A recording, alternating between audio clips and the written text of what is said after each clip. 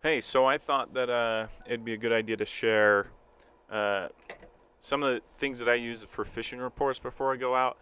Now, lately, I haven't been using them too much because in the wintertime, especially, like things don't really change, especially with the bugs.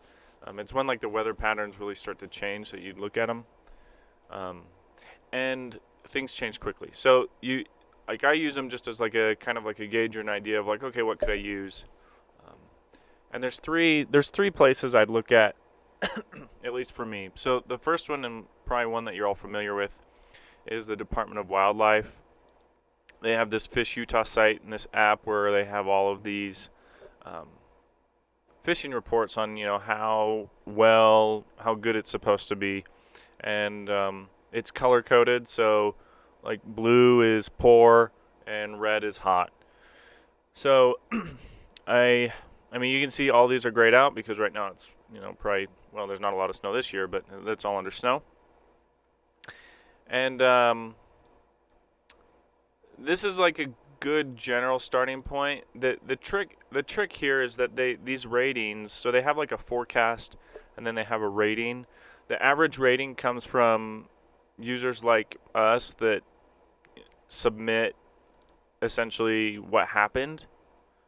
So you could rate it and add how it was for you.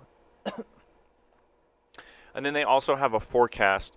What you'll notice though is, and this is probably the biggest problem with this site, is that it's not usually up to date very well. So you can see that their forecast, the last time they put in was December 10th, and these ratings were from November, so over like 2 months ago. So while it can give you kind of a bit of a starting point. Let's just click on a couple others and see how active. Oh, they did this 8 days ago, so that's a little bit better. And you'll see that too, like the more popular spots. There you go.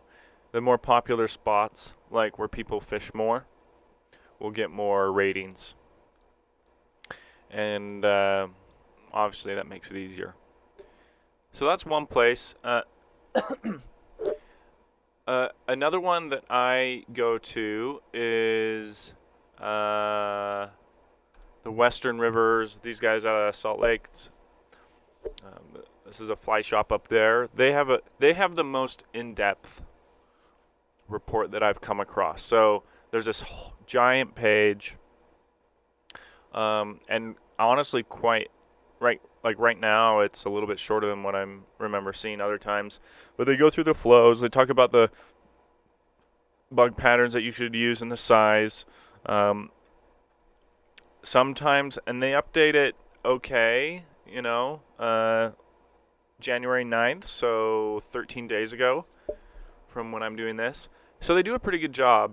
And in the wintertime where things haven't changed much, they might update flow counts if those have changed, but a lot of this other stuff might not change. So you'd see similar content until spring starts coming in, and there's some real changes.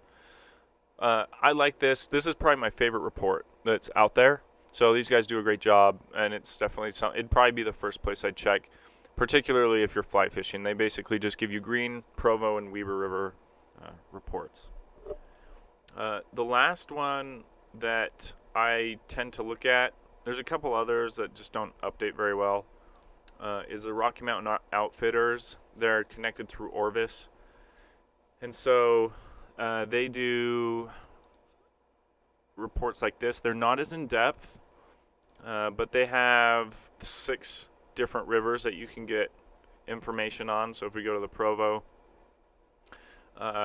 it'll give you, again, the water flow. And this was updated 3 days ago. So I've looked at this and I feel like they do it weekly. So they do a pretty good job.